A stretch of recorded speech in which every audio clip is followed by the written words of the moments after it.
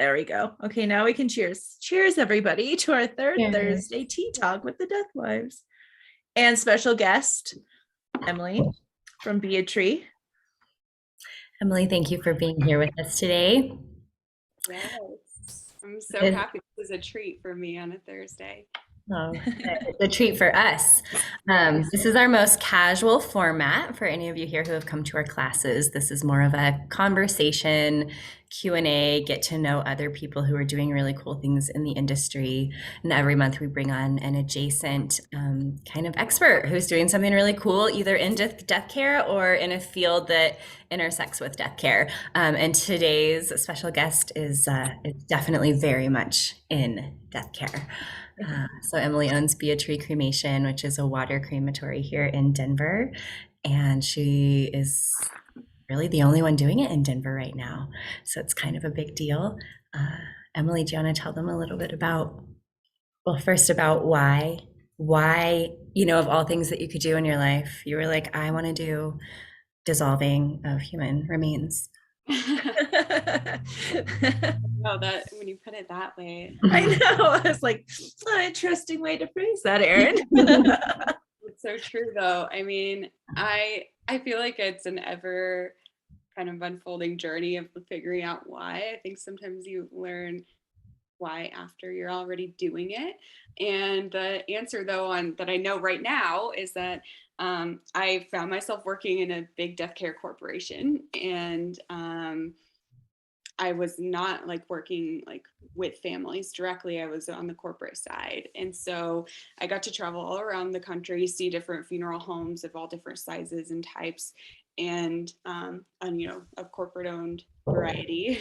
And when I saw behind the curtain of how we were treating our loved ones and how we're treating the earth in the process of caring for loved ones, I was just completely disillusioned. It was, something that I had always been really curious about death, but never considered the logistics of it. I think like a vast majority of folks. And so seeing that, oh, like these beautiful cemeteries are literally have concrete buried underneath every plot so that we can keep it flat. And we're putting our loved ones in these like centralized care centers, and the families don't even realize they're not being cared for at the local funeral home that they're working with. And understanding the missions that we're creating from fire cremation, which is just becoming so rapidly the norm.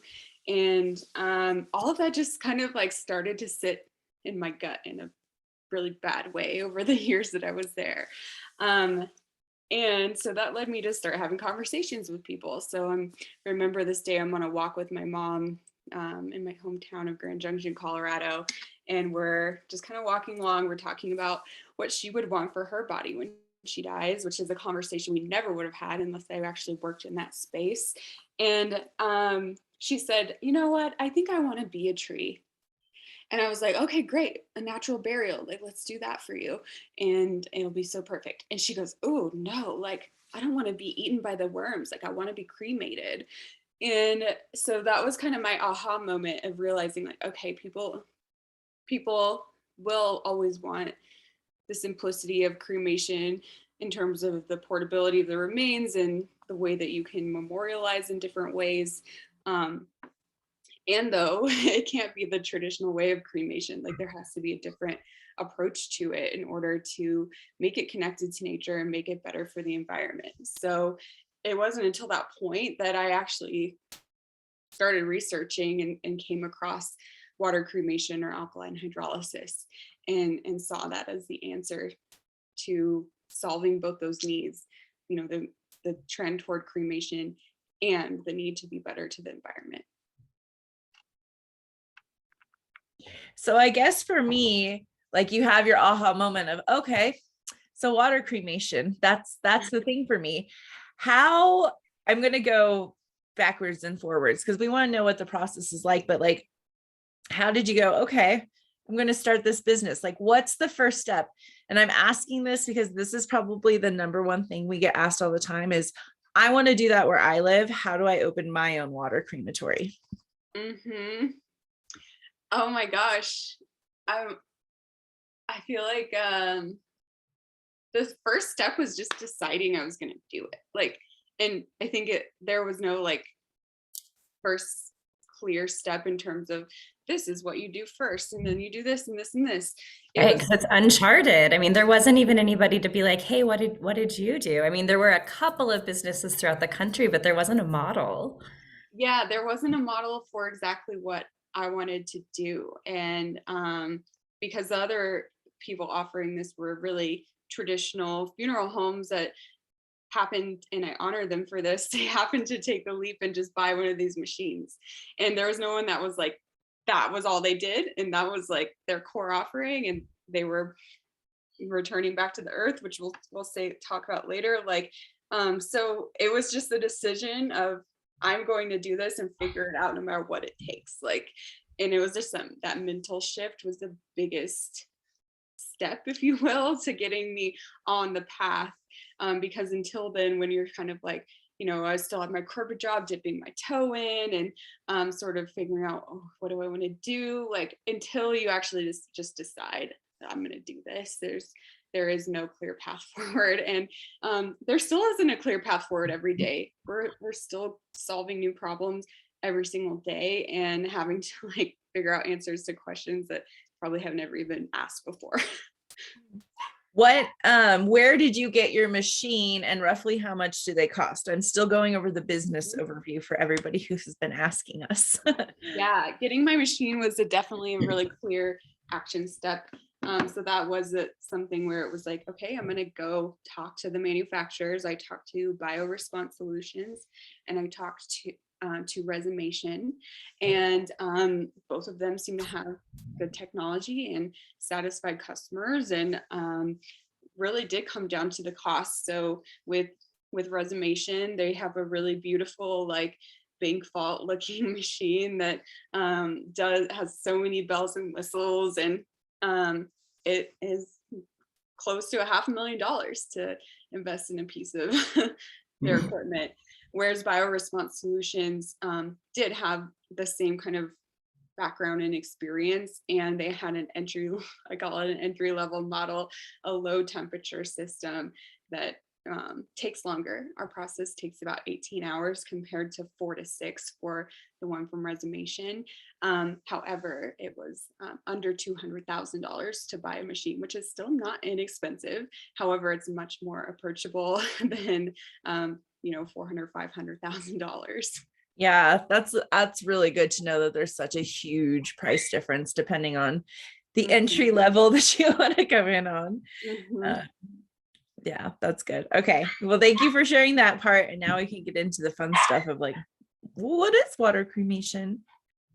Yeah, I'm coming more and more to see it. It really is kind of an alchemy, or like breaking someone down to their most basic components, like literally taking a body, which we're mostly made of water, and at the end of it, I'll start with the end, and I'll tell you how we get to that end result. Is we have bones at the end, and we have this water liquid solution, which is a sterile mixture of amino acids and peptides and sugars. So literally like our basic building blocks in water, and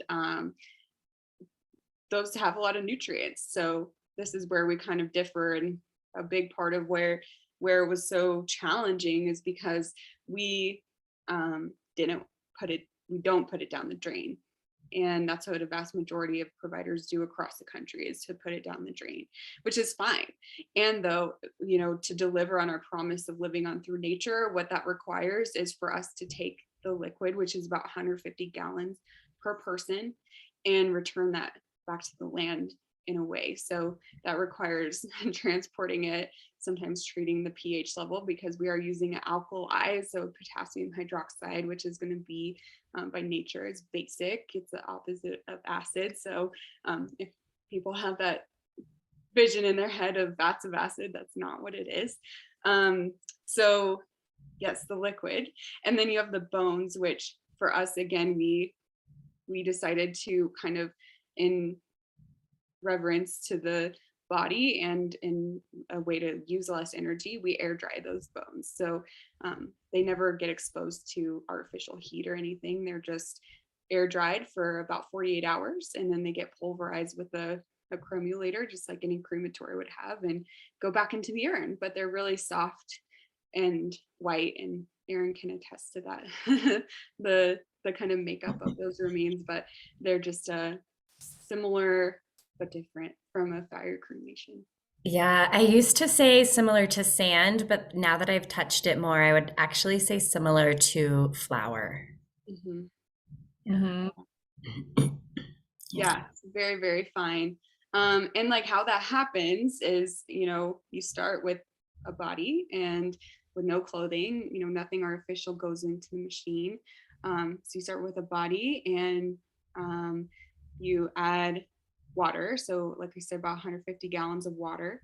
And then we add several pounds of dry alkali. So it's potassium hydroxide in our case, is what we use. And that goes into our big metal vessel. I kind of think of it as like a big metal womb, and that gets sealed up and just gently circulates in that same bath for about 18 hours, getting up to 199 degrees. So just below where it would boil, because we don't have anything pressurized. So, So we're also not boiling bodies when people say that. exactly, yeah. So it does not boil. It just gets very warm, and you just stay in that warm bath for 18 hours until all but your bones and any artificial implants remain at that point. The machine itself, though, it rocks, right? To kind of like give, or does it not? Does it stay in the same position? Yeah, it just it tilts up, and it has some like kind of paddles that add Keep the add water the moving. water like a jacuzzi would, but Yeah. there's no movement of the machine itself during the process. It stays stationary, and just kind of does its work with a combination of time and gentle heat. Yeah.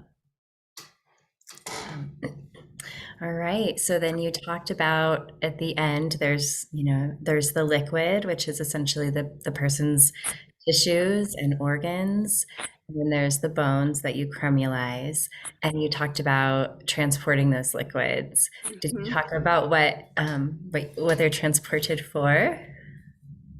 Sure, yes. So at the moment, we've got a partnership with Half Moon Farm. Eric Rooney is the owner, and I know he's been a guest on here before as well. So it's all going to that land. So we transport to the farm where he's able to, at his discretion, use it to um, give nutrients to his non-edible uh, plants, primarily flowers, and that happens year round. So we're always fertilizing at the soil level, and um, families are welcome to take some as well. We have, families who want none. We have families who want 20 bottles, and it just depends. So we also offer that to the families in every case. They're little 16-ounce bottles, which Aaron also has and is familiar with. So they're little 16-ounce bottles, and then you dilute with water again to make sure the pH is appropriate for your plants. And then, anything that the family doesn't take goes to the farm. Yeah, so what's really remarkable about that is that we're giving our body back to the earth at the end of our need for it, right? Like as something that has served us. And the earth has fed our body and nourished our body and really like met every need, right? Grown the wood that our houses are built from and provided all of our food and shelter. And so I think it's a beautiful thing at the end of that cycle to say, okay, and now I'm going to return it back to the earth, and to give families the opportunity to do that in their own backyards and in their own gardens, and to have that space. It's just a really beautiful thing to do. And I also appreciate that I know that you don't call yourself a funeral home and you don't operate as a full funeral home, in that you have a space for ceremonies and that kind of thing. But you really do involve families more than is normal and let families come in and have viewings and do rituals and participate. And I think that is such a healing thing to be offering. Yeah, I think that's really important. And I think it just goes to show like you don't have to have a formal like chapel space in order for that sort of hands-on care to be possible. So whether it's happening in the home, which we're advocating for in partnership with some great death doulas, including Erin, who can help people care for their loved one in the home. We're calling it a home vigil. To, you know, every family we sit down with and arrange with, we give them the option to do a viewing and or a witness cremation. So, you know, not everyone does it, and that's okay, but the ones that do it, I think, gather a lot of meaning from that. Yeah. And Emily, can you say what a witness cremation is? Yeah. So witness cremation is literally the family can be there when we're placing their loved one into the vessel. So it's not, you know, they have the opportunity to see their loved one first. And it's more about just accompanying them on that journey and being there until really the last, you know, thing that their body will go through. You're there with their body that whole time. And so it can be a really good way to send someone off and feel like you've really seen it through to the very end. So again, it's just not for everyone. And though when people are present, it can be really meaningful, and they feel, you know, we'll invite them to kind of help us push the little basket into the vessel, and they can press the start button if they want to, and you kind of hear that water starting to flow. And so I think it can be a source of closure. A source of finality for sure. Yeah, and I like that you said it's not for everyone, and we preface a lot of the things that we share about with that too. Like we know it's not for everyone. Even some of the things that we offer, you know, aren't necessarily what I would choose, and some, you know, many of them are. But the idea is that we want people to know they have a lot of choice, and that they can take some ownership over it, that these are still their loved ones, and that they can still love them the way that they want to, whether that is coming and lighting candles or saying prayers or singing songs or being there, you know, when their body goes into the chamber, or using their remains to plant flowers in the spring like we're about to do. Like in Colorado here, we're not supposed to plant until Mother's Day, and it's been so warm, and I'm just like chomping at the bit to start growing my flowers in the backyard, because I'm going to use the tea tree from my sister. My Emily took care of my sister, and all the way down to loading her into the chamber 2 months ago, a little bit more than 2 months ago. And also, I like that you say it's not for everyone, because as involved as I was in the whole process leading up to that, at the very last minute, I chose not to be present for the water cremation to begin, because I felt like I'd had a lot of opportunities to be with her body, and I didn't want that to be the last comparatively, right? Because the vigils that we had were beautiful.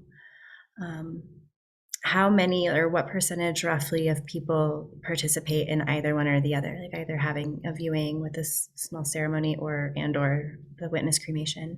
You know, I would say it's about 10% of people, 1 in 10 families. If I had to give it a number, we'll have waves where it's more and waves where it's less. I do see that the folks that are more apt to do a viewing or a witness cremation are usually when it's a unexpected loss. We have people who are in need of that closure, and whereas the folks who got the opportunity to be at their loved one's bedside during an illness or, you know, prolonged period of time don't feel as much of a need. So that's just Yeah. an observation, which makes complete sense. Mhm. So it kind of depends on the circumstance and depends on the people. And it's just really nice to be able to give, even if when it's a no, to know that we've like offered it, it is a really good feeling. Yeah. You said that nothing inorganic can go in. So normally they go in nude. Is that true when you do the witness, or is there something that there can be shrouded in maybe, or is it really like no, nothing, no materials can go in at all? Yeah, we can we have done some with like a raw silk shroud where they're covered in a really beautiful material, and the raw silk just because of how like how it's made, it does break down. There's something to do with like the cell walls, things that are kind of be higher above my science understanding, but it's so interesting if you like put a like rose in like with a stem, like it doesn't come out, it doesn't fully dissolve because of the Wow, so really? small. With a Yeah, stem that petals do? petals mostly dissolve. Yeah, yeah. Wow, So that's it's just kind of interesting. But anyway, that's so some materials, yes, can. And though when a lot of times when we do a witness cremation, we'll have their loved one shrouded with a sheet, and then that sheet is removed right after they go into the vessel, so that there's still a lot of modesty and reverence in that. And then we just remove the sheet right before the process starts. And then in some cases, we also do have some special like dissolvable plastic, essentially body bags that can be used if we need to kind of contain any Depending on the manner injury. of death. Or, Yeah. yeah, exactly. So depending on kind of the case that we're dealing with, but vast majority, it's just kind of cover with a sheet, gently remove it, and then you're not seeing anything at that point that would be upsetting. Um, I'm putting on my funeral director hat because I have like a lot of technical questions. With water cremation, can anybody do it? Does it, and I asked this because with fire cremation, if somebody was over a certain weight, they had to change the temperature, it had to go longer. And then of course it would change completely if it was a small child. Is it the same with water cremation? So we've had very few cases where we couldn't help someone. If someone's over 500 pounds, it would be difficult for us to fit them into the basket for the process. But up to that, we can work with someone. There's no difference in fees or anything associated with that weight. And then on the far other end of the spectrum, which is just really tender and sensitive, is when we have fetal loss or a miscarriage, stillbirth. We can work with any there's no size that's really too small. So we've done miscarriages and that are as low as about 15 or 16 weeks, and we're still able to recover some small amount of cremated remains, so the actual skeletal remains, for the family, who can then use that in jewelry or have a little urn kind of, and it seems to be really helpful for them. And I think it's helpful too with the water involved, kind of like I said before, like another womb that their child is going into, where they kind of feel a sense of comfort around that. So seeing the end result of those cases is really gratifying in the most like sad and heartfelt way, but to be able to give a family anything back is amazing. Yeah. I was going to say with fire cremation, sometimes that's hard depending on how small they are. Because it's such a high heat that it dissolves the bone. I think people don't understand that. Where with the water cremation, you actually will get some bones even when they're really, really little like that. I just wasn't sure. Is it the same amount of water? Is it the same everything? Or is it a slightly different process depending on if they're really small or really big?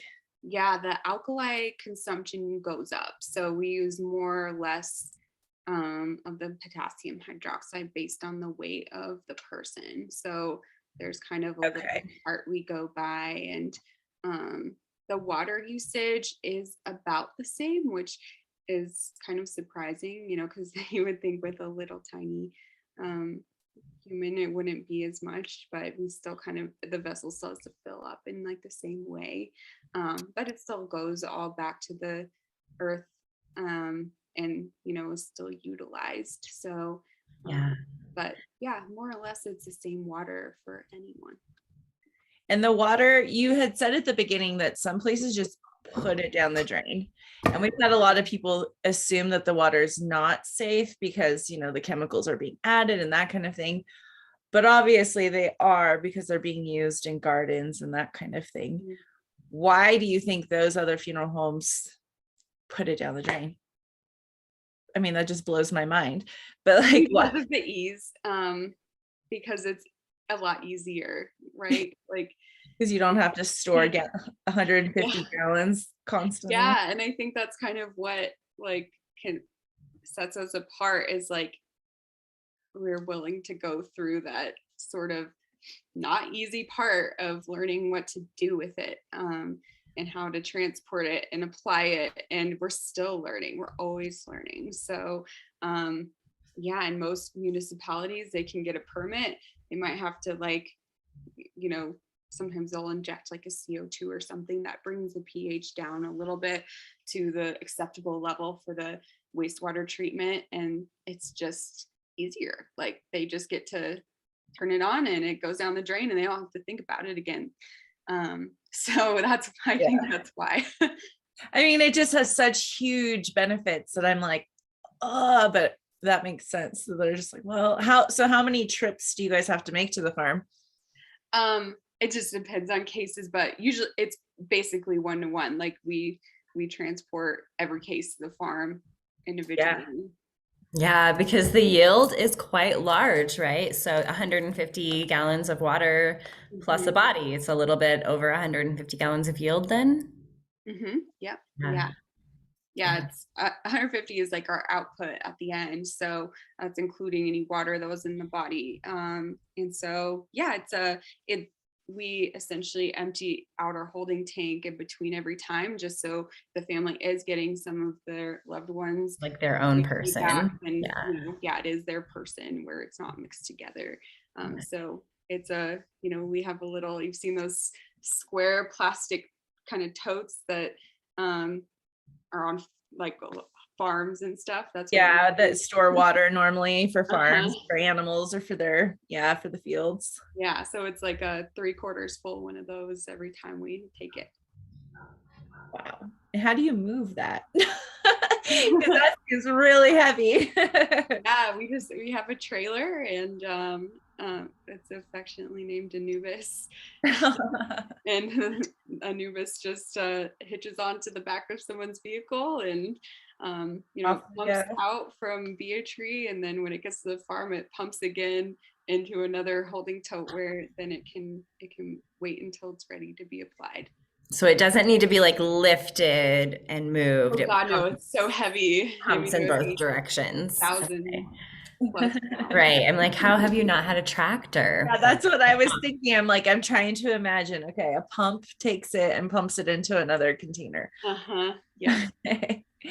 Do you think that there'll ever come a time where maybe like national parks and that kind of thing can see this as a resource? Because again, I'm going back to those other places where they're just like down the drain, like, and I don't, we've heard people call it liquid gold, but people who use it in Colorado here, which is actually quite a few farms, but they've signed non-disclosures because the humanness, I guess, of it, even though there's nothing.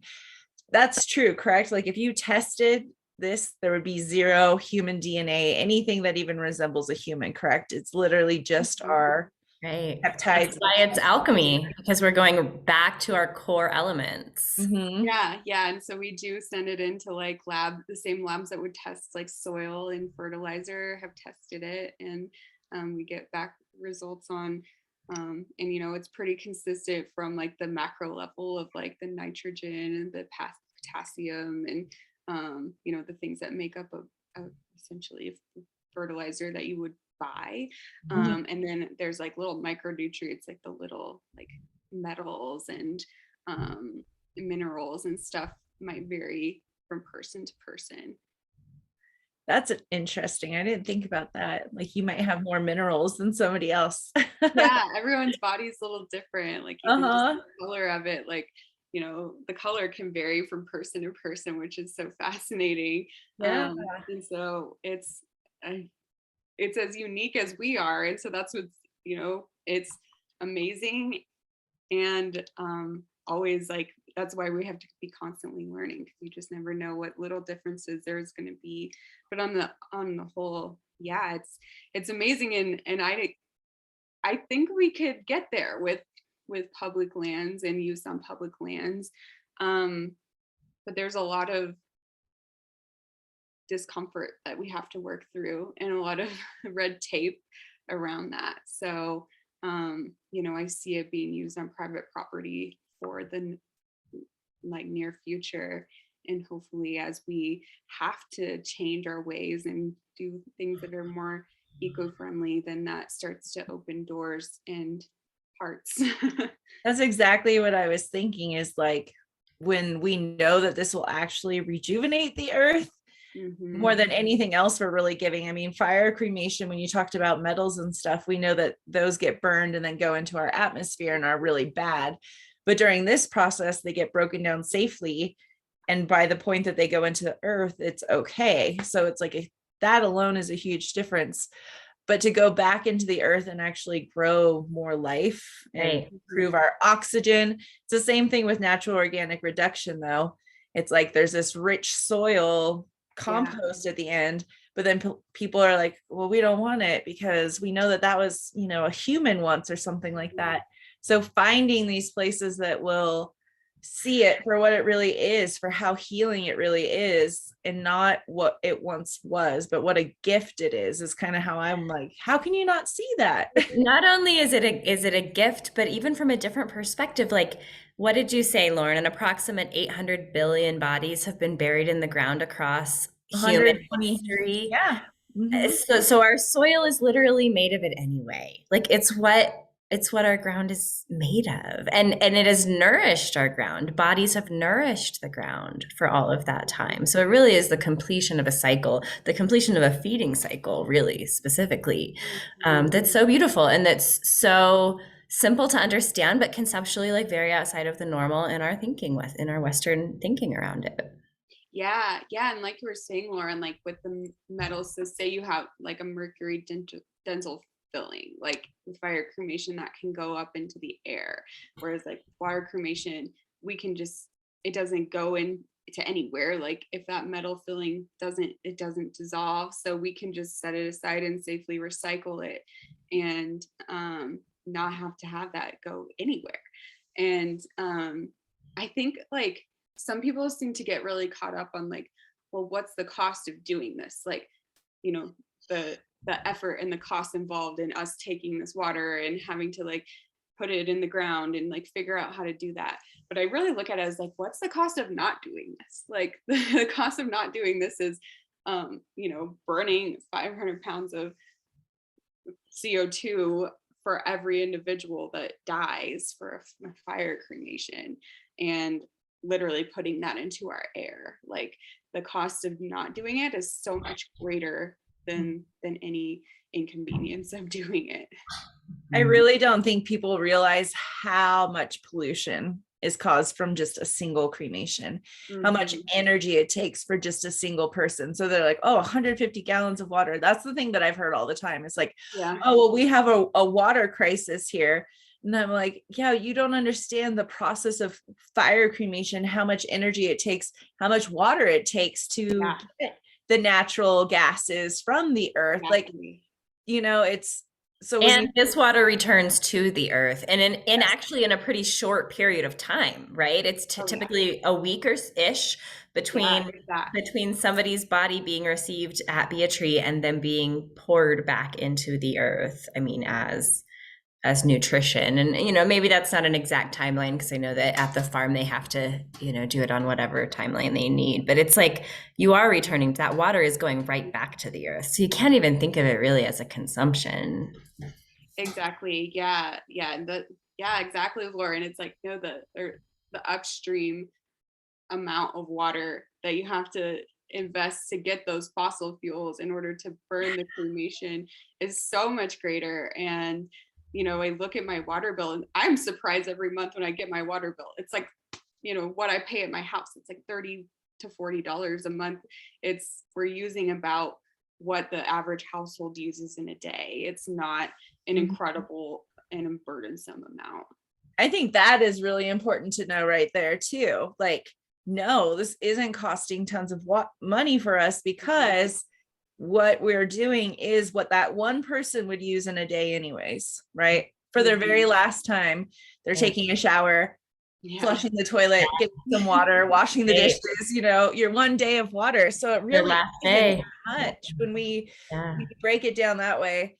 And I could go on about fracking and that whole industry, but it really is when people think like, oh, but it's water. Like we need water. We have a water shortage in California. My family all the time is like, like, yeah, you guys are using all the water to drill your oil.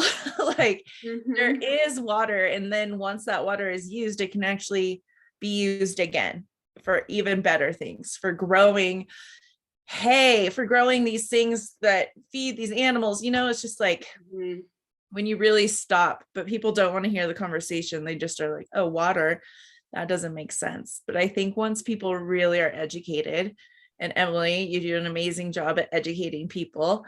I hope that people see it as totally just like a oh yeah, of course. Yeah. Why wouldn't we choose water cremation? Go off for sure. Like, and I think the typical response is like, why have I never heard of this? And like, that's what we're trying to change, is like to where that conversation doesn't have to be like, oh, I'm hearing this for the first time, to like, oh, this is just another completely normal way that I can care for my body. I agree. And we're working towards it. And it's, I think the message is spreading quickly. And I think that because it does make so much sense, people usually receive it that way. They are, just as you said, they're like, why am I just learning about this?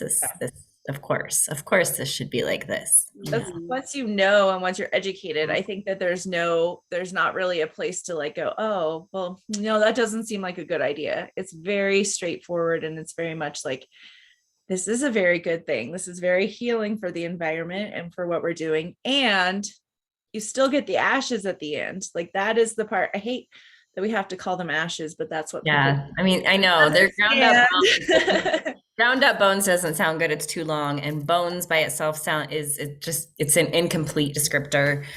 And it's not actually ashes at all. We need a word. It's cremains, I guess, is still probably the right word. Yeah. Well, I think cremation has something to do with fire, like somewhere in the word itself. Is there the word, like the Latin root of the word cream? Should I look that up? I know that. Yeah, it definitely does. And somebody come up with like a general term for these bone dust. We call it bone dust at Beatree, but bone glitter. That's not the like culturally understood way of talking about it, the material. Yes. So we just try to again like meet people where they're at, because it's like, well, if you want to get technical, like we call it water cremation, and it's not really cremation because there's no fire, but like for people to like put two and two together and like for us to meet them where they're at, I think it's really important to find the right terms. And right now it's water cremation is what's checking that box for people, because they can understand, oh, water, not fire. And I still get these, an urn back with stuff in it that I can. Similar enough to pass. And I just read an article that now America's at 57% cremation. Yeah. And by 2040, it'll be like 80 something percent, which is crazy. So most people in the next, 15 years are going to be choosing cremation. And so I know it's just going to start off like small, like, oh, do you want water cremation or fire cremation? Like, I have a feeling that'll be a conversation. Yeah. But I really can't wait for it's like, oh, well, we don't have fire cremation, and fire cremation is only for like a specialty thing and like certain religions and that kind of thing. And that it dwindles out, because it really is so bad for the environment. I mean, do you want to share any facts about that with our lovely friends, and then we can open it up for questions too, because I'm sure they have some. Yeah, it's so the stats that I've seen, and obviously like there's not a lot of like amazing data on it, but we know that it's over 500 pounds of CO2, which if you plug that in on like the EPA has a cool little converter on their website. If you plug that CO2 into their little calculator, it makes it equivalent to about a 600-mile car trip in a standard passenger vehicle. So that's like driving a lot, like that's driving a really long way. And that's just for the cremation itself, and not all the other externalities involved in a funeral, which include, the urns and the driving to the funerals and the flowers and blah, blah, blah. So that's just for the cremation itself. Yeah.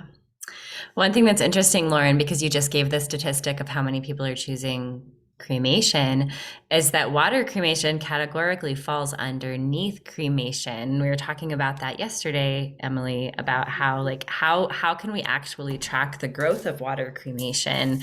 There's nowhere that it's registered as such. And so it's almost like calling around to the Is businesses that true in every state, do you know, with legislation? I Because I think know on some, it most. just depends on the permit itself. They'll have different boxes.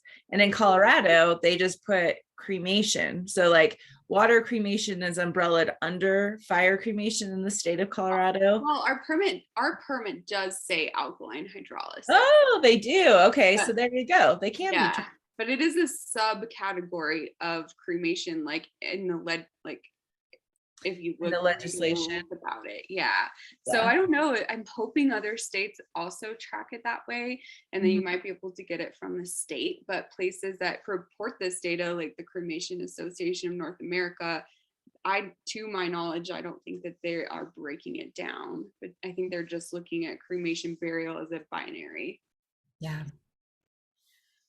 That's interesting. It is. All right, guys, if you want to turn your cameras on, we would love for you to ask questions. If you want to type them in the chat, we can read them out loud to Emily or for either of us. So we've got 15 minutes or so left if you want to ask any questions. The floor is yours. Okay, let's see. It's Washington Post article I see that you just sent. Rise Oh, of yeah, cremation. I read that one. That was really good. There was a lot of good insight. Yeah. I had a quick question. So, our natural cemetery is located here in Illinois. And just recently, particularly after the passing of Archbishop Desmond Tutu and his choice for alkaline hydrolysis, I've had lots of calls and people are really interested in it. And alkaline hydrolysis is legal in Illinois since like 2011. It's still really clustered around the Chicagoland area Right. for obvious reasons. And so I've been speaking with some providers there.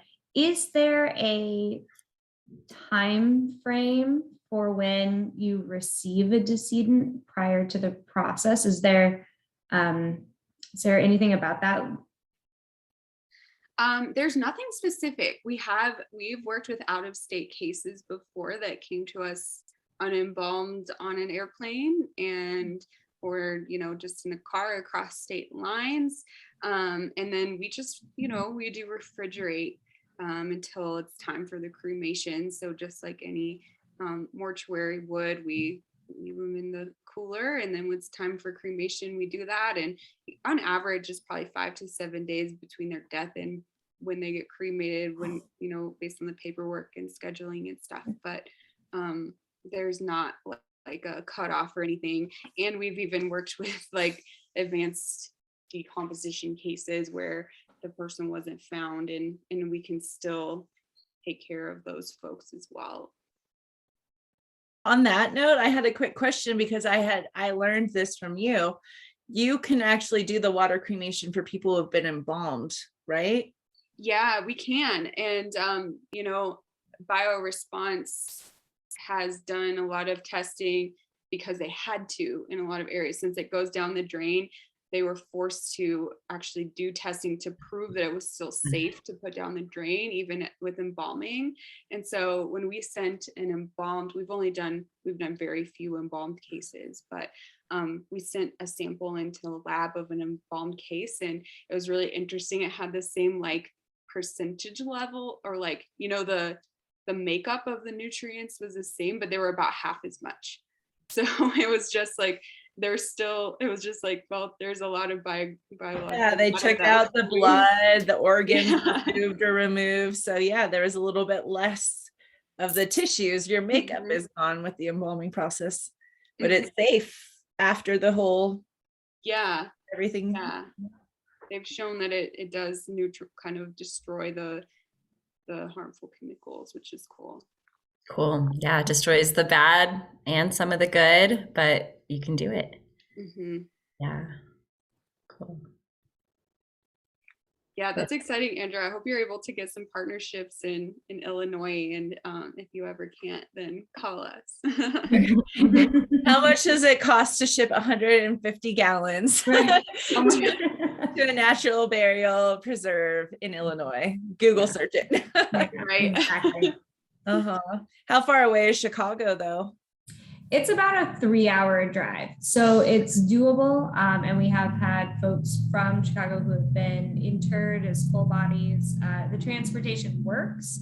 Some of the providers that I've spoken with felt that they needed to have a faster response time. And I'm not sure if that's just because they don't have the same capabilities that a conventional funeral home might. So it's good to check in on that. It can be done. And I think more and more it's entering the people's lexicon where it wasn't before. So I'm excited to see where it goes to. Yes. Desmond Tutu, we have a framed photo of him at Be a Tree because he just brought so much awareness to it. I hope that the Catholic Church will come forward and say, okay, we give it the thumbs up because that will be a game changer. Really. Oh my gosh. Mhm. I'm not holding my breath. The honesty.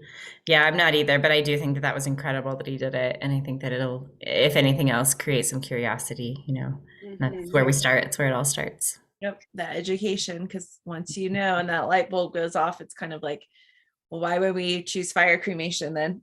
Yeah, we've worked with some Catholics too. I think they kind of just don't tell the church.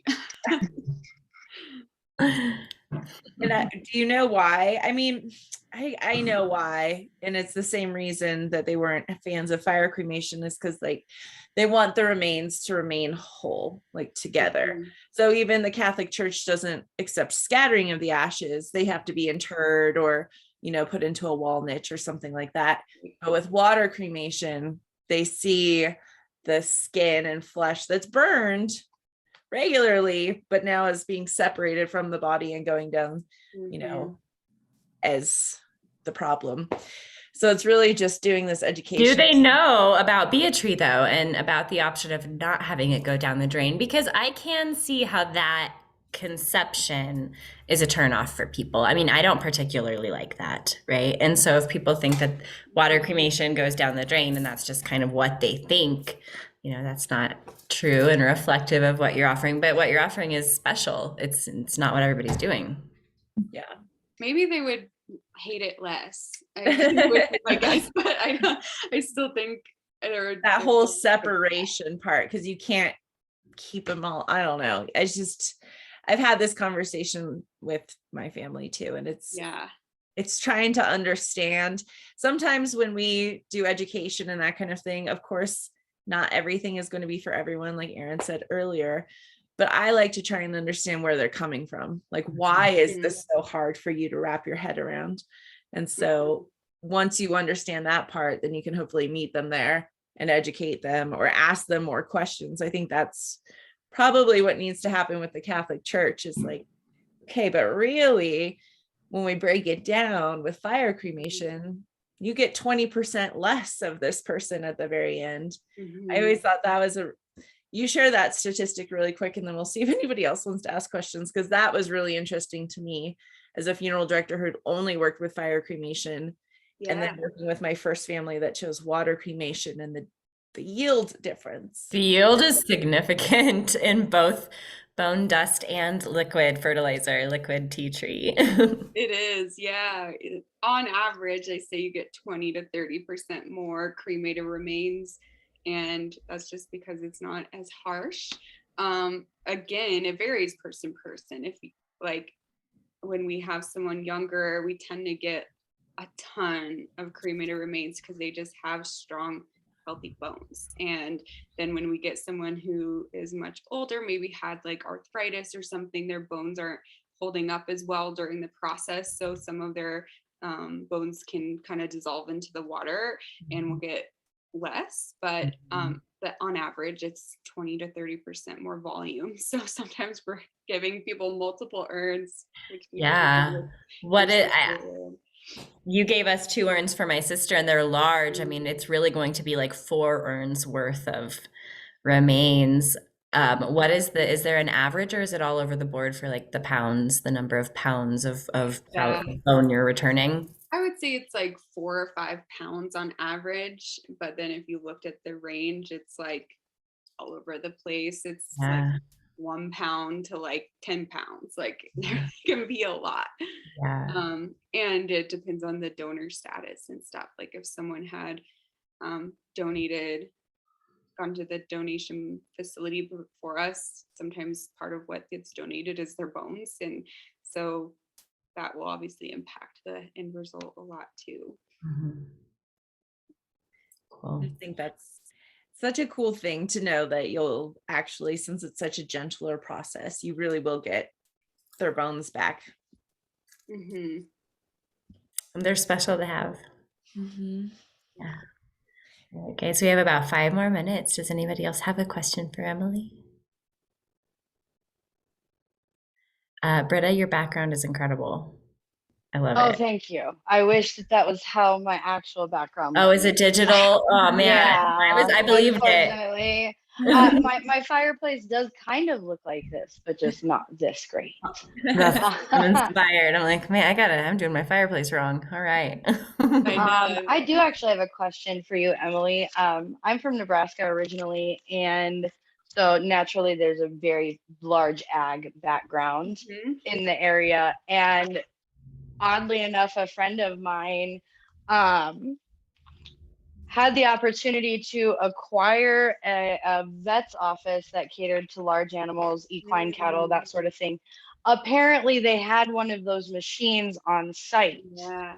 And unfortunately, she was not able to keep that because that was part of the closing, that it was sold off to pay the escrow maybe, but she got really excited for like a week before she found out those closing documents didn't include the machine, and was like, I'm going to take a trip straight to Denver and just sit and talk to her for days, because she wanted to start offering it as one of her veterinary services. Yeah. But then also to be able to kind of explore what it might entail, being able to say have 2 of those machines in the same facility for different purposes or whatever. But Yeah, pets didn't know are if you had the vet definitely background or if you knew about that part.